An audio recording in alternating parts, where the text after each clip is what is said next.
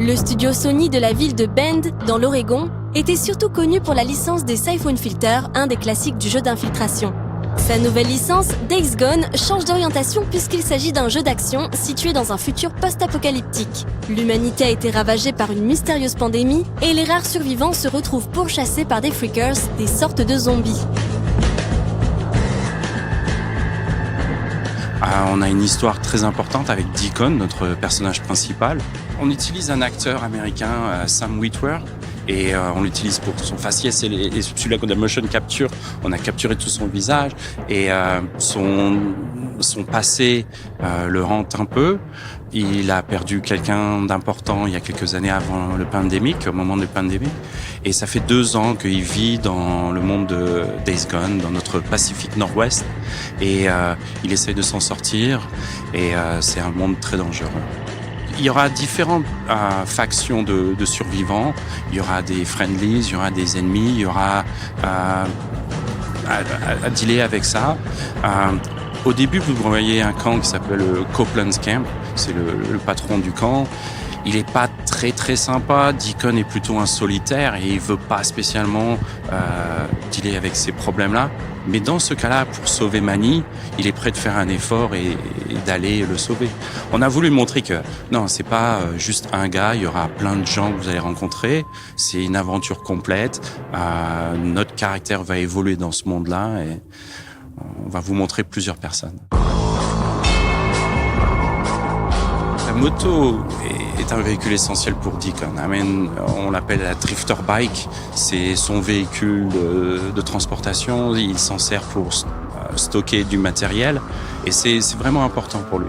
C'est vraiment le moyen aussi pour circuler dans ce monde qui est tout cassé, avec du trafic de vieilles voitures, des embouteillages, des routes cassées, les détours dans les bois. C'est vraiment plus pratique avec la moto.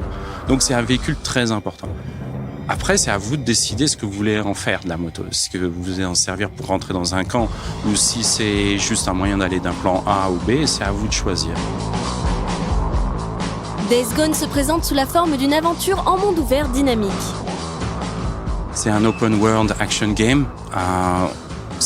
Veut dire tout ce que ça veut dire. C'est-à-dire que on va avoir une histoire first person très importante, mais en même temps avec un open world où vous allez pouvoir accéder à des bâtiments, des voitures, chercher tout autour de vous. Et c'est ça notre définition. Vous pouvez faire en fait avec ce que vous trouvez autour de vous, le craft, des équipements, améliorer l'équipement. Vous pouvez détourner des choses. Donc s'il y a un petit groupe de swarmers, parce qu'en fait quand ils sont freakers c'est le terme général. Quand ils sont un petit groupe, on appelle ça les swarms. Quand c'est un grand groupe, comme ce que vous avez vu l'année dernière, c'était le horde. Donc on a des petits groupes différents, des noms différents, des comportements différents. Mais en fait on va dealer avec eux effectivement pour influencer le monde qui est autour de nous. Donc, ce que vous avez vu dans la vidéo, c'était ça. C'était les attirer à l'intérieur du camp, les laisser être des créatures dangereuses et méchantes qui vont tuer les ennemis pour vous. C'est un moyen de détourner l'attention. Il y a plusieurs moyens d'approcher ces types de personnages. Mais une réalité sûre, c'est qu'ils sont très dangereux, il faut s'en méfier. Donc, c'est pas toujours très facile de dealer avec eux aussi. Donc notre Open World Dynamic System permet, en fonction du temps, d'avoir différentes expériences. On va dire que en hiver, avec la neige, le froid, nos créatures seront moins présentes. Les ennemis humains vont aussi se comporter différemment s'il fait froid ou s'il fait chaud. La pluie va affecter les tractions de votre véhicule. Le jour et la nuit aussi vont influencer. Les humains vont pas faire la même chose durant le jour et la nuit. Et tout ça fait que ça influence. C'est à vous de décider comment vous allez approcher la chose en fonction de ces changements climatiques. Ça a des avantages aussi dans la démo avec la neige. La visibilité pour les ennemis est moindre. Donc c'est un avantage pour faire du stealth, par exemple. Donc oui, effectivement, c'est comme ça qu'on veut que vous approchiez le monde.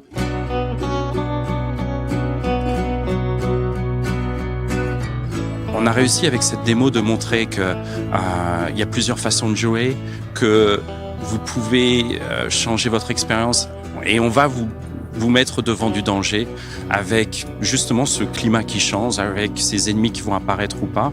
Et c'est en ça que les gens attendaient, je crois. Ils se demandaient s'il fallait juste éviter les monstres.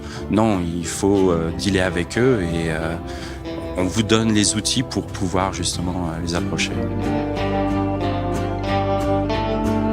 Le jeu est toujours en développement sans date de sortie confirmée, mais Days Gone sera une exclusivité PlayStation 4.